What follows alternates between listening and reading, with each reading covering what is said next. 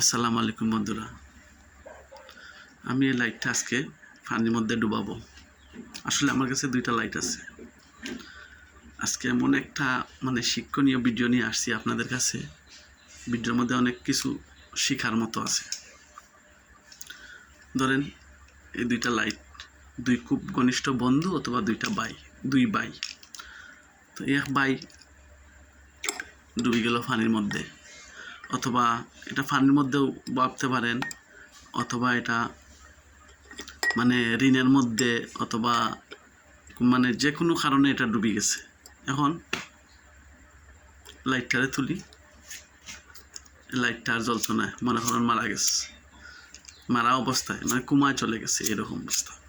এখন কী করা যায়? এই লাইট এটা চাইলে তার দাফন খাফন যত যাবতীয় যত কিছু আছে সব বহন করতে পারে। তাহলে এটা সোয়াব আছে। একটা মুর্দা মানুষ মরে গেলে তার দাফন খাওয়ানোর ব্যবস্থা করিয়া কবরস্থান পৌঁছানোর যে সোয়াব আছে এটা করতে পারে। আবার চাইলে তার রশ্মি দিয়া এ বাইরে আবার জিত্তা করতে পারে। এতে তার কোনো আলো কমিত নাই, তার জীবনে আবার আলো দিতে পারে। তো কী অবস্থা পারলা, একটু আলো দিলে তার কিচ্ছু হইতো নাই, লাইটটাও জিন্দা হয়ে গেল। এখন এই একটা মানুষ মরি গেলে তার দাফন খাফনের ব্যবস্থা করলে কবরস্থান পর্যন্ত পৌঁছানো পর্যন্ত যে সোয়াবটা পাওয়া যায়, অনেক সোয়াব পাওয়া যায়।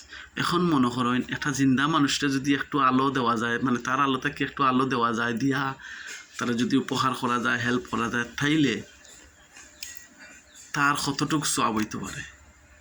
আমি চাই ভিডিওটা আপনারা শেয়ার করেন, আরও 10 জনে দেখতে পারেন। আর এই ভিডিও থেকে অনেক কিছু শিখার আছে। একজন মানুষ অথবা একজন বন্ধু মনে করেন ঋণের মাঝে, খরচার মধ্যে, ঋণের মধ্যে ডুবে গেছে। সেও চাইলে, তার ঘনিষ্ঠ বন্ধু চাইলে তারা এটা দিয়ে আবার তারে তো একটু আলো দিলে আলোকিত হইতে পারে, আবার চাইলে মারতেও পারে। তো ভিডিও থেকে আপনারা কিতা বুঝলা একটু আমারে কমেন্ট করে জানাইবার। ভিডিওটা বেশি করে শেয়ার করবা, তারও 10 জনে দেখতে পারে। ভালো থাকুন। আসসালামু আলাইকুম।